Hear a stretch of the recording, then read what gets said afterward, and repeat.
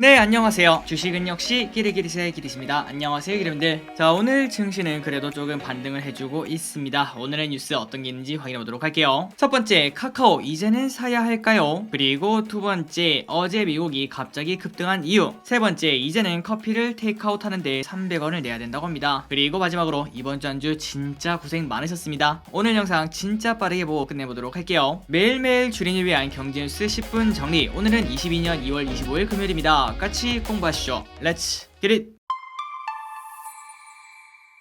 자, 오늘 영상은 이렇게 빨리 끝내도 되나 싶을 정도로 빠르게 끝내보도록 하겠습니다. 그리고 들어가기 앞서 좋아요 누르시면 저 기리시 열심히 공부하는데 매우 큰 힘이 됩니다. 정말 감사합니다. 어젯밤 뉴스, 러시아 우크라이나 침공 불구 뉴욕 증시 반등, 그리고 WTI 한때 100달러 돌파. 어제 뉴욕 증시는 강한 반등을 보여줬습니다. 나스닥 무려 3.2%나 상승했죠. 그러나 S&P 500은 1.5% 상승, 다우는 0.2% 상승으로 상대적으로 저조한 모습을 보여줬습니다. 그러니까 기술주 위주의 큰 상승이 나왔다고 볼 수 있겠죠. 그리고 플러스 국제유가도 WTI가 한때 100달러를 돌파하기도 했다고 합니다. 이 수치는 당연히 2014년 이후에 처음 보는 수치라고 합니다. 엄청나게 올랐다는 소리겠죠. 곧 휘발유 2,000원 시대를 볼 수 있을 것 같습니다. 그리고 조 바이든 미국 대통령은 반도체 등 하이테크 제품의 러시아 수출을 통제하고 러시아의 4개 주요 은행을 제재하는 등 이러한 내용을 골자로 한 포괄적인 제재 방안을 공개를 했다고 합니다. 그리고 이어서 다음 뉴스를 보도록 하겠습니다. 우리가 방금 봤다시피 기술주가 많이 올랐다고 하죠. 그렇다면 우리가 여기서 한 가지 이어서 생각을 해볼 수 있습니다. 다른 주식은 별로 안 올랐는데 기술주만 많이 올랐다는 거는 이때까지는 금리가 많이 오른다 이러한 이야기 때문에 기술주가 많이 빠졌는데 그 와중에 기술주가 많이 올랐으니까 혹시나 금리 쪽에 무슨 일이 생기지 않았을까 이러한 생각을 해볼 수 있습니다. 그런데 그게 팩트라는 걸 우리가 확인할 수 있네요. 오크라 전면적으로 연준 금리 인상 연기론 솔솔. 월간은 3월 FOMC에서 연준이 금리 인상을 단행할 것으로 예상했으나 러시아 우크라이나의 지정학적 위기가 고조되며 시장 충격을 완화하기 위해서 금리 인상을 연기되는 의견 현재 이게 나오고 있다고 합니다. 그래서 코메리카 뱅크의 수석 이코노미스트 빌 아담스는 유가가 급등할 것이지만 금리 인상 없이 미국의 더 많은 석유 생산으로 인플레를 충분히 잡을 수 있을 것이라고 주장했고, 그 반면 골드만삭스는 우크라 사태는 경제에 일시적 영향을 줄 뿐이라며 금리 인상을 그대로 단행해야 된다 이렇게 주장을 했다고 합니다. 그러니까 이렇게 의견이 나뉜 걸 확인할 수 있는데, 그런데 그 와중에 지정학적 위기 때문에 금리 인상을 연기해야 된다 이런 의견이 나왔다고 하죠. 그러다 보니까 원래 3월달에 빅스텝 0.5bp 이렇게 오를 거라는 그러한 전망이 조금 많은 상황이었는데, 아마도 이번 전쟁으로 올려봐야 0.25 아니겠는가 이러한 비둘기적 신호가 현재 조금씩 나오고 있다고 합니다. 그러니까 금리 인상 속도가 조금 둔화가 된다는 소리겠죠. 결국은 이러한 소식을 가장 좋아하는 거는 나스닥이라고 볼 수 있겠죠. 그렇기 때문에 어제 나스닥이 엄청나게 탄력적인 모습을 보여줬다고 볼 수 있습니다.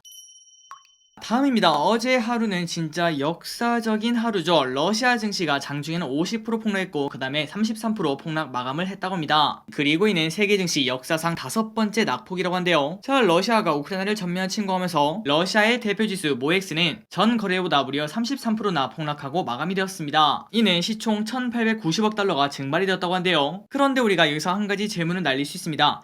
아니 그런데 길이 러시아는 근데 때리는 입장이잖아. 때리는 입장인데 왜 주가가 빠지는 거야? 그 이유는 바로 전쟁 때문이 아니라 전쟁에서 따라오는 각종 제재 때문입니다. 전면전을 벌임에 따라 서방 세계의 각종 제기가 불가피한 상황이라고 볼 수 있겠죠. 그러니까 경제가 박살난다라고 생각을 해볼 수 있기 때문에 미리 주가가 이렇게 큰 폭으로 빠진다고 볼 수 있습니다. 그러니 지금 이러한 변동성을 보고 야, 러시아에 투자하면 결국 오르지 않을까? 이러한 생각은 너무나 겁없는 생각이다 라고 생각도 해볼 수 있겠죠. 참고로 어제 러시아의 낙폭은 세계 증시 역사상 5번째 낙폭이라고 한데요. 역사상 최대 증시 폭락은 1990년 1월 외환위기에 시달리던 아르헨티나 증시가 53% 폭락한 것이라고 합니다. 그리고 이번에 33%나 폭락한 러시아 증시는 1987년 블랙먼데이 당시 홍콩 증시 33% 폭락과 같은 수준이라고 합니다. 자, 이걸 보고 우리는 뭔가 한 가지를 느껴야 될 것 같은데요. 물론 지금 우리가 느꼈을 때 러시아 증시가 빠지는 게 뭔 대수냐 이렇게 볼 수 있겠지만, 그런데 저 이야기가 바로 우리의 이야기가 될 수도 있습니다. 이 세상에 영원한 거는 절대 없기 때문이죠. 그렇기 때문에 우리가 현금 투자라는 건 괜찮습니다. 언젠가는 오른다고 생각하고 우리가 투자를 하는 거니까요. 그런데 만약에 우리가 레버리지에 투자한다거나 빚을 내서 투자를 한다면은 단 하루 만에 우리의 재산이 전부 다 사라질 수도 있다는 겁니다. 물론 우리가 투자할 때 그런 것들은 거의 배제하고 야, 결국 다 좋아지겠지 이렇게 생각했지만, 하지만 이제 100세 시대라고 하고, 그렇기 때문에 우리가 주식 투자를 짧게는 10몇 년, 길게는 30년, 40년, 50년, 60년 이렇게 할 것 같은데요. 과연 그동안 이런 일을 한 번도 안 겪을까? 이거는 절대 미지수라고 볼 수 있겠죠. 그러니 결국 주식 투자는 리스크 관리가 가장 우선이라는 걸 우리가 이렇게 배울 수 있을 것 같습니다.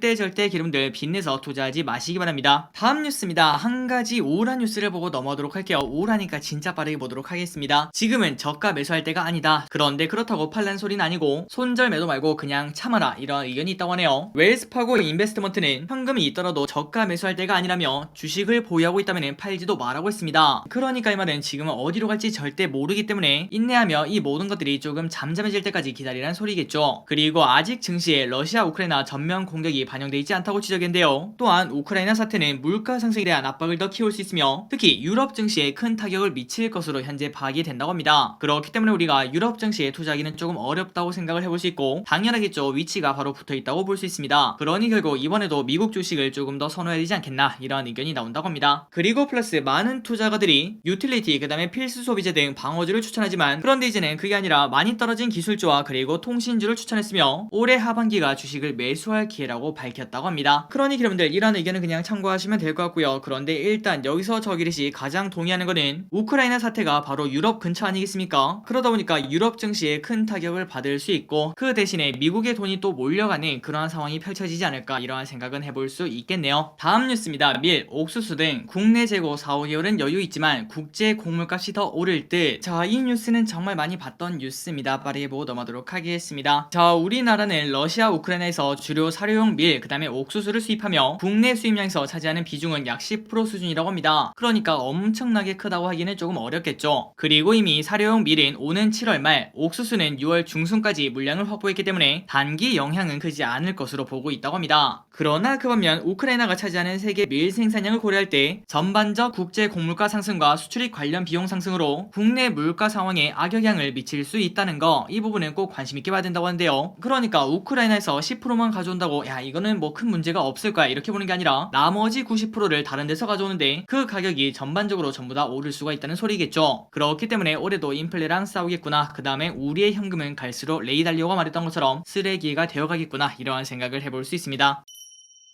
다음 뉴스입니다. 오늘은 정말 우크라이나 여기에 관련된 뉴스가 많네요. 상황이 이렇다 보니까 어쩔 수 없는 것 같습니다. 그런데 그 와중에 아마도 많은 기업들이 근데 유엔은 뭐해? 우크라이나가 저렇게 침공을 당하고 있는데 도와줘야 되는 거 아니야? 이렇게 말씀하실 것 같은데요. 그런데 유엔은 사실상 할 수 있는 게 아무것도 없다고 합니다. 한번 그 이유를 보도록 할게요. 또 무기력 드러낸 유엔, 여우의 닭장 막힌 격. 23일 밤 안전보장 이사회 긴급회의가 열리고 있었지만 러시아는 그런 걸 그냥 싹 무시하고 우크라이나에 진격을 했다고 합니다. 그러니까 미국, 영국, 프랑스 등 러시아한테 그러지 말아 주세요 이렇게 말하고 있는 와중에 그때 그냥 러시아 대통령이 국영TV를 통해 군사작전 개시를 알렸다고 볼 수 있겠죠. 이에 회의실 분위기는 실망과 분노, 절망으로 바뀌었다고 합니다. 그리고 우크라이나 유엔 대사는 이날 긴급회의에서 가능한 모든 방법을 통해서 전쟁을 막아달라고 각국에 간청을 했으나 그러나 푸틴이 공격 의도를 가지고 있고 안보리 상임 이사국인 러시아가 결의안 거부권을 지닌 상황에서 할 수 있는 건 아무것도 없었다고 합니다. 자, 그나저나 안보리 상임 이사국이 뭔데 이렇게 러시아가 강력한가 봤더니 자, 안보리에서 결의가 되려면 15개 이사국 가운데 9개국 이상이 찬성을 해야 채택이 된다고 합니다. 그런데 정말 처음 보신 분들은 야 이게 가능한가 이렇게 말씀하실 것 같은데요. 위 안보리에서 5개국인 러시아, 미국, 영국, 프랑스, 중국 이렇게 5가지 국가는 이 안보리 결의의 거부권을 가지고 있습니다. 그러니까 사실상 15개 가운데 9개국 이상이 찬성을 해야 되고 그리고 플러스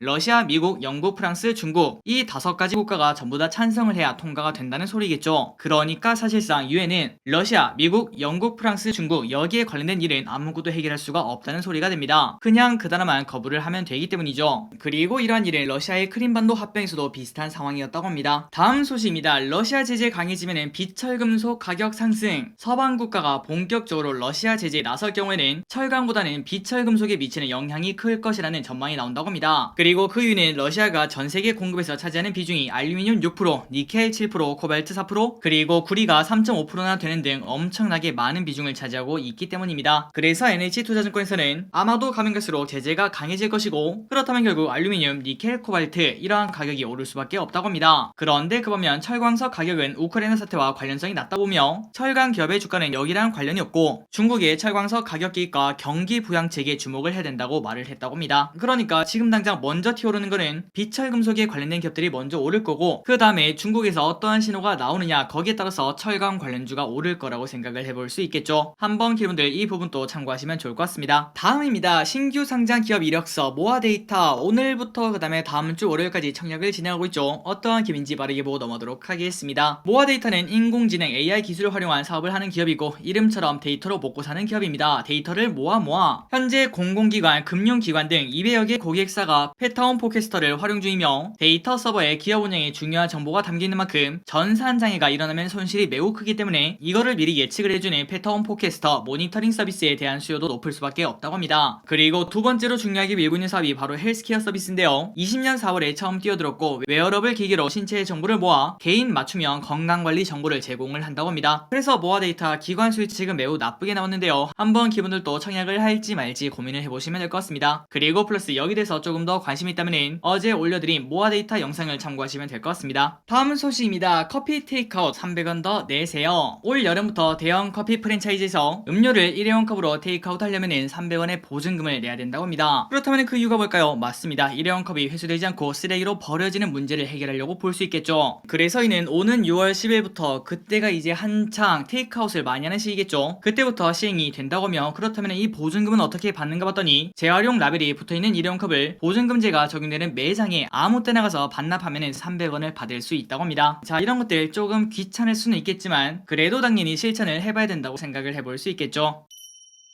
다음입니다. 카카오에 대한 뉴스를 한번 보도록 하겠습니다. 주가 15만원 회복 2년 걸린다. 카카오 지금 팔아야 되나요? 제 임기가 기본적으로 2년입니다. 2년 내에 15만원 주가 회복 목표를 끝낼 수 있지 않을까 합니다. 이렇게 말한 사람이 있다고 하는데, 과연 그게 누군가 봤더니 남궁은 카카오 대표 내정자라고 합니다. 자, 남궁은 카카오 대표 내정자가 위처럼 주가 회복 자신감을 표출했는데요. 그런데 그 와중에 많은 투자자분들은 야, 15만원 회복하는데 2년이나 걸린다고, 야 이거 어떡하냐, 팔아야 되냐 말아야 되냐, 이런 고심이 많아지고 있다고 합니다. 그래서 증권업계의 시각을 한번 참고하자면 일단 줄줄이 목표가를 하향하고 있는데요. 그러니까 지금 상황이 매우 메롱이라는 소리겠죠. 그리고 그 안에서 가장 낮게 적은 거는 바로 이베스트인데 12만 4천원까지 하향하기도 했다고 합니다. 그래서 여러분들이 혹시나 카카오에 대해서 조금 고민이 된다면은, 가장 나쁘게 보는 사람들은 왜 이렇게 나쁘게 보는지 그거를 보시는 게 가장 좋다고 볼 수 있겠죠. 그러니 이베스트 증권에 한번 리포트를 참고해보시면 좋을 것 같고요. 그러나 그 와중에 남궁 내정자는 자신감을 보였으며 글로벌 사업에 대한 의지를 확실히 했다고 합니다. 그런데 그 와중에 오늘 카카오 주가가 거의 5% 정도 오르고 있습니다. 그 이유가 뭔지 한번 확인해보도록 하겠습니다. 카카오가 보통주 3천억 규모의 자사주 소각을 결정하면서 25일 장 초반 3%대 강세를 보이고 있습니다. 참고로 카카오는 올해 초 임원들의 먹튀 논란 등으로 주가가 떨어지자 올해 3천억 규모 자사주 소각에 나서겠다, 이러한 계획을 밝힌 바 있다고 합니다. 그런데 그거를 이번에 지켰다고 볼 수 있겠죠. 그리고 플러스 카카오는 앞서 4분기 실적 발표에서 향후 3년간 잉여 현금 흐름의 15에서 30%를 이를 사용하여 주주 환원에 나서겠다고 밝혔는데요. 자, 그러니까 방금 전에 봤다시피 새로운 대표가 주가 부양에 대해서 신경을 쓰겠다 이렇게 말하고 있고, 그리고 이렇게 행동도 보여주는 거 우리가 확인할 수 있습니다.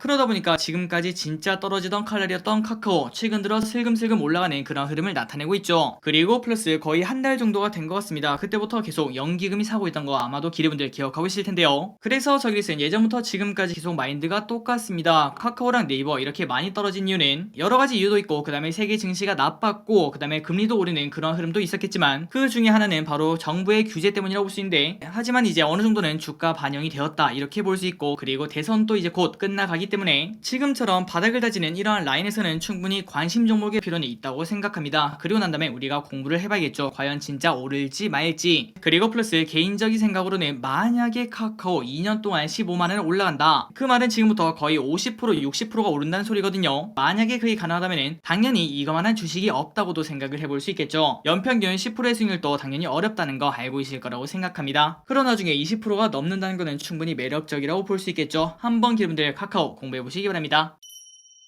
자, 오늘의 기업 두 가지를 보고 빠르게 끝내보도록 하겠습니다. 골프존, 코로나19 확산소, 실적 개선 올해도 긍정적. SK증권은 골프존에 대해서 코로나19 수혜를 누리며 올해 실적도 호조가 예상된다고 분석했습니다. 그래서 투자 의견 매수, 그리고 목표 주가는 18만원에 유지를 했다고 한데요. 참고로 현재가는 15만원이라고 합니다. 자, 지난해 4분기 실적은 살짝 부진했습니다. 그런데 코로나가 극심한 상황이었다는 걸 감안을 해야 되며, 그리고 그 와중에도 라운드 수가 지난해 3분기 이어 사상 최대를 또 달성을 했다고 합니다. 그리고 플러스 지난해 3분기부터 해외 사업 사업 매출이 호조를 보이고 있는데 골프 인구의 증가는 비단 한국만의 일이 아니며 그러니까 해외 사업 매출이 갈수록 더 성장을 할 수밖에 없다고 생각을 해볼 수 있겠죠. 그러니 결국 지속적인 성장을 해내지 않겠나 이러한 생각을 해볼 수 있다고 합니다. 그래서 실적을 보도록 하겠습니다. 참고로 실적은 네이버 증권 컴퓨터로 확인할 수 있고요. 자, 여기 보시면 2022년 올해 기준으로 작년보다 매출액은 5% 정도 성장, 그 다음에 영업이익은 10에서 20% 정도 성장하는 걸 우리가 확인할 수 있습니다. 당연히 엄청나게 성장한다고 볼 수 있겠죠. 하지만 그 부분은 이미 주가에 전부 다 반영이 되어 있다고 볼 수 있고, 그런데 이제부터 중요한 거는 내년인데 내년 성장은 조금 아쉬운 걸 확인할 수 있습니다. 매출액은 조금밖에 성장하지 않고 사실상 거의 또이또이라고 볼 수 있겠죠. 컨센서스가 그렇다는 겁니다. 그리고 그 와중에 영업이익이랑 그 다음에 당기순이익은 조금 더 좋아지고 한 10% 정도 오르는 걸 확인할 수 있지만, 그런데 이때까지 엄청나게 성장하다가 이러한 걸 보면은 어제도 말씀드렸다시피 투자자들은 완전 욕심쟁이라고 말씀드렸죠. 지금 좋은 게 중요한 게 아니라 옛날보다 더 좋아지는가, 이게 더 중요하다는 거 기분들 알고 있을 거라고 생각해요. 그렇기 때문에 골프전 내년 성장세가 살짝 꺾인다는 걸 확인할 수 있는데요. 그러다 보니 최근 들어 주가도 조금 빠지고 있고, 물론 시장이 조금 안 좋았지만 그리고 올해 기준 퍼가 현재 7밖에 안 되는 것도 확인할 수 있습니다. 그리고 그 이유는 미래 성장에 대한 물음표가 있다고 볼 수 있겠죠. 그래서 저 기리스는 골프존에 대해서 이러한 생각을 말씀드리고 싶습니다. 일단 지금 가격이 절대 비싸진 않습니다. 그런데 골프존 아시는 분들은 어떤 차트인지 알고 있을 거라고 생각해요. 진짜 이렇게 올라왔습니다. 대각선으로 올라왔죠. 그런데 그때는 폭발적인 성장이 눈에 보였기 때문에 많은 사람들이 각광했다고 볼 수 있는데, 그런데 이제는 조금은 소강 상태로 접어드는 그러한 상황이라고 볼 수 있기 때문에 아마도 사람들의 관심이 여기에 몰리기는 조금 쉽지 않지 않을까, 이러한 생각은 해볼 수 있겠네요. 자, 기분들 이 시각은 그냥 참고만 해주시고 여러분들의 생각이 가장 중요하다고 볼 수 있겠죠. 한번 기분들 공부해보시기 바랍니다. 마지막입니다. 휠라홀딩스 정말 오랜만이네요. 실적 회복 국면, 배당주 매력 어필. 신한금투는 휠라홀딩스에 대해서 한국과 미국 법인의 분기 실적 트렌드가 회복 국면에 있고 향후 브랜드 리빌딩 전략을 통해서 새로워질 휠라 브랜드 공개가 모멘텀으로 반영될 것이라고 분석을 한다고 합니다. 투자 의견 매수 목표 주가 41,000원을 유지했다고 하네요. 참고로 현재가는 33,900원. 자, 이제부터 휠라는 각 라인센스들의 전문성에 의존하는 형태였지만 앞으로는 글로벌 휠라 브랜드를 통합 전개한다, 이러한 장점이 생긴다고 합니다. 그러니까 이때까지는 휠라가 그냥 각 나라마다 달랐는데 이제는 글로벌 휠라가 만들어진다는 소리겠죠. 그리고 플러스 이게 더 중요할 것 같은데요. 주주환원의 일환으로 배당 성향이 오는 2026년까지 50%로 상향될 것으로 현재 예상이 되기 때문에 고배당주로서 매력이 높아지고 있다고 합니다. 그러니 지금 위치가 바닥권이 아니겠는가, 이러한 생각을 해볼 수 있다고 합니다. 자, 휠라홀딩스의 매출을 보도록 하겠습니다. 그냥 지속적으로 조금씩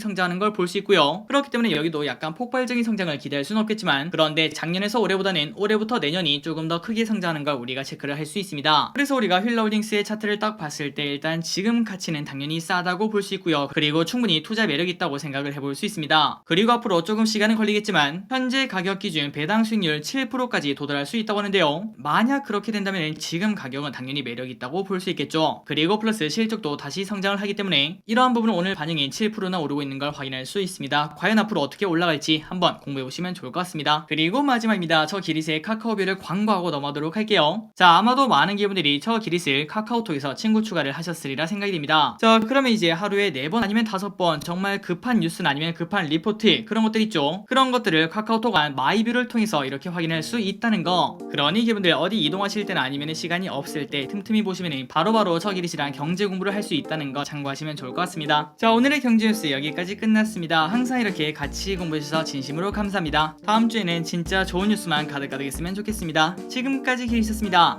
빠이요.